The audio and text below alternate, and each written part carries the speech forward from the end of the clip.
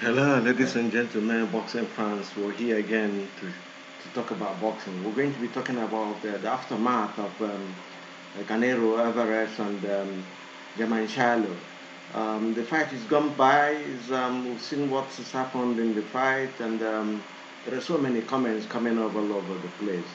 The questions we're going to be asking today is if Canelo still what he is, you know, because watching the fight, even though he won almost all the rounds of the fight, we don't see this is not the Canelo we used to know. If he was really Canelo we used to know, he would have knocked German Charlo out in round 7 when he had him down for over 1.5 minutes.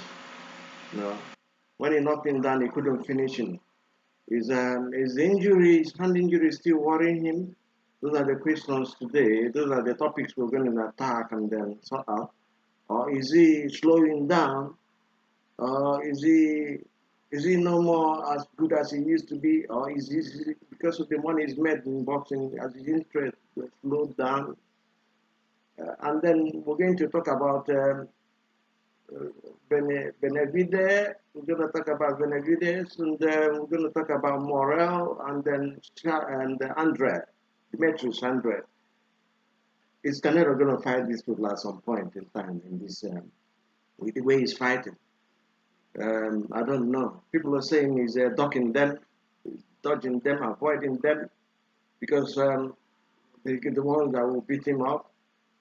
I don't believe that.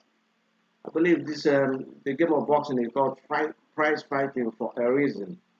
The more money you make, the more opponents you want to, and the legacy you send. And the legacy is very important in boxing. Today, as we'll see today, we'll talk about past boxers like Joe Louis. We'll even talk about Jake Johnson, who was the heavyweight champion from 1908 to 1915. Ikedishi. We'll talk about Sugar Ray Robinson. We'll talk about James Frumer. We'll talk about Dick Tiger.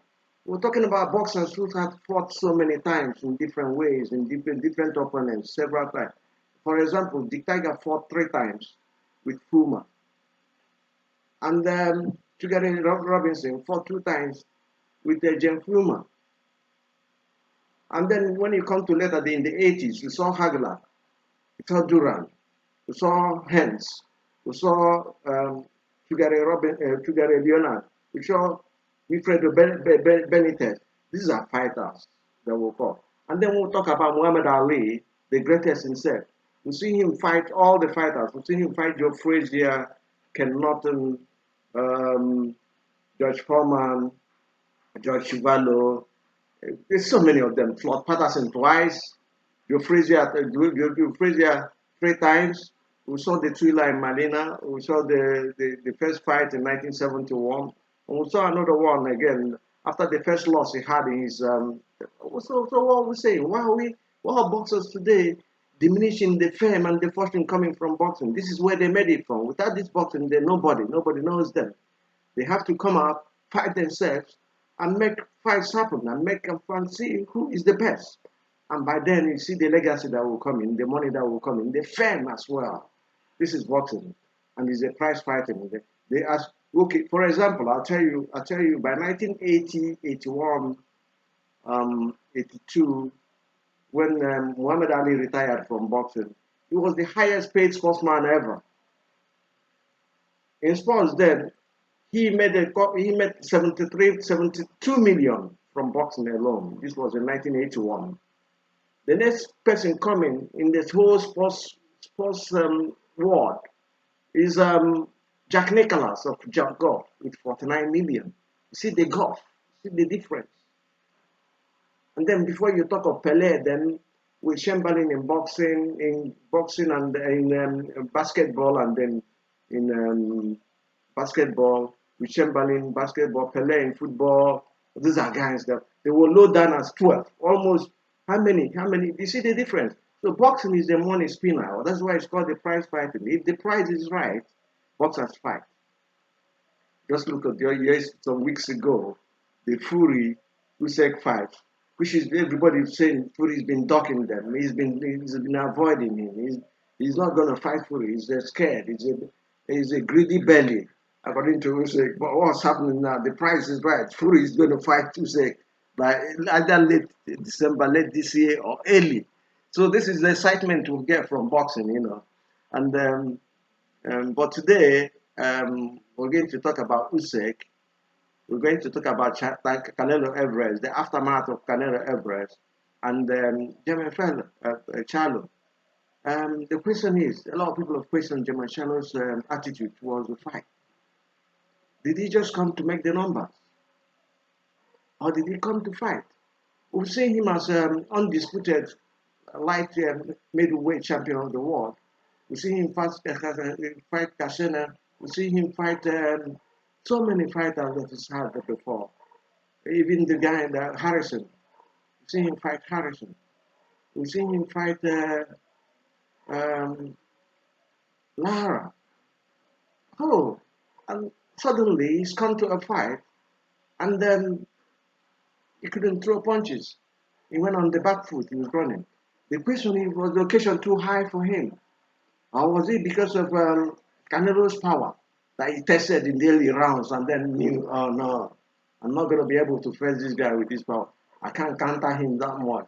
And then he took a beating. And then he got his money. Had he made up to $20 million dollars from the fight, that's a lot of money for one fight. And then a lot of people are angry with him.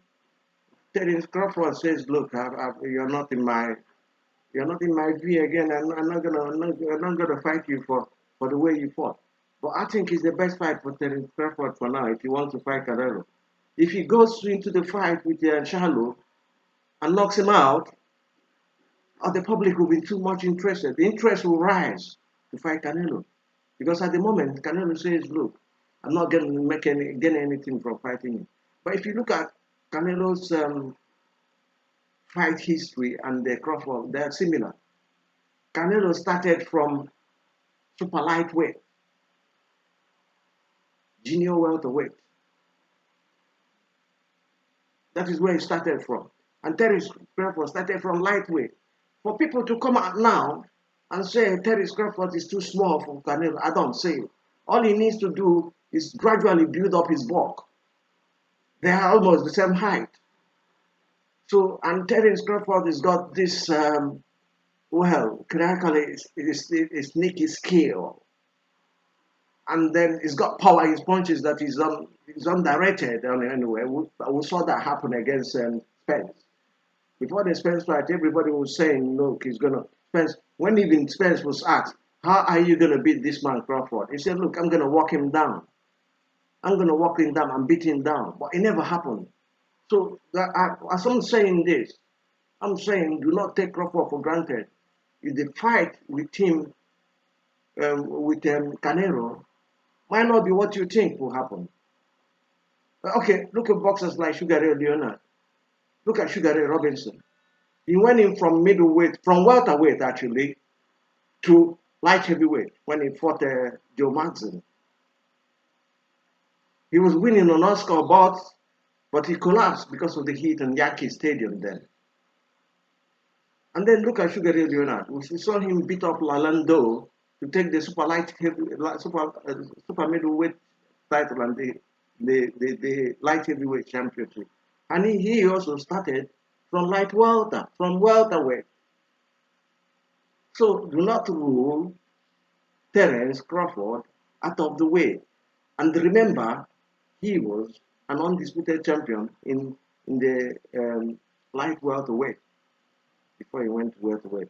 So do not discard him like that. Then coming to the fight with Charlo and Canelo, I look at the fight and when I was watching the fight live, and I'm thinking, what is he waiting for Canelo to gas out in the later rounds? Or what is he planning to do? Has he got a plan? And at the end of the day, I was surprised he didn't have a plan. He didn't even fight. He didn't come out to fight. He just came out to make the numbers. I have to be honest with you, I was disappointed in Charlo. Disappointed in him. Now, people now say, yeah, Canelo is the man. But how can we know? We don't know yet because Charlo didn't come to fight on the day. He was just there, took the beating, was on the back foot up through the fight. Never came up with combinations that even the combinations he coming up, he wasn't sharp because they were not hitting the dog. They were not hitting bam. What are we gonna say about this guy? It's irritating to see boxers come out in the so much money involved, so much viewers on the pay-per-view. You disappoint them.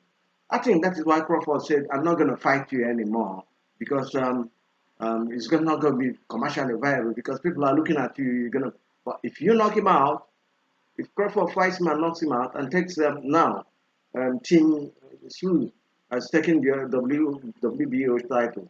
I'm fighting and then take Sue and take the title of Charlo and then take out Sue and then you'll be able to fight Canelo. You make the statement.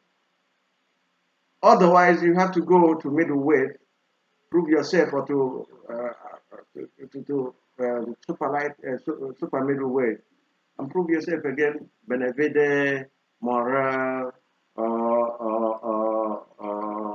Andre, depending on who wins between Benavides and Andre, the fight talking. We're going to talk about that fight in the future very soon. Maybe by next week we'll convene and then we'll get into that fight and see if it's a viable fight and predict on who is going to win because people are saying Benavides wins. Well, I think he will win, but Andre is another kettle of fish. You cannot say he's skillful. He's been to the Olympics. He's been a two-way champion in the middleweight, and middleweight. So you don't just throw him away like that. And then now I'm still on the Canelo and the Charlo. Charlo didn't fight like the man he was. Canelo, on the other hand, didn't gas out because he didn't have any. There were no punches coming on him to slow him down.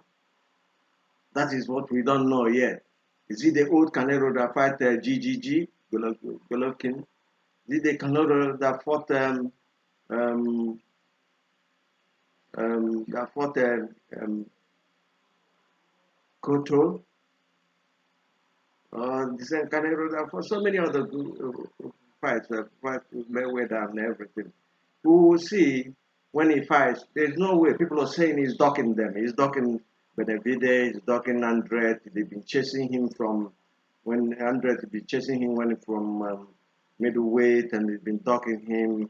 He doesn't want to fight him, avoiding him all the way, and telling him to go and fight a big name. Now he's fighting Benavides. So if he wins Benavides, Canelo will be. If he doesn't fight him, we will now decide. We will say openly that he's docking them. He doesn't want to avoiding them for the reasons best known to him, or for the fact that he's scared of losing to them. Yeah. Canelo is a good boxer.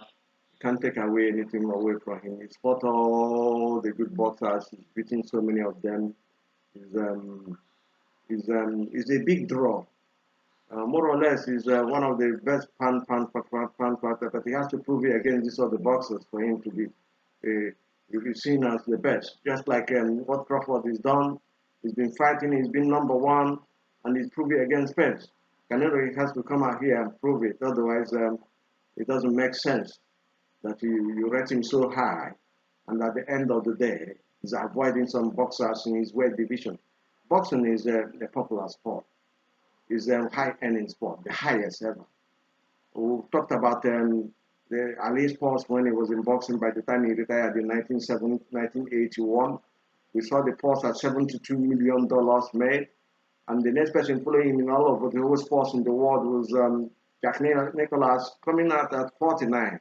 So we see the difference. We see the gap. We've seen Mayweather do it. We've seen Mayweather rocket everywhere. Blockade. He was the highest earning sportsman when he was still fighting.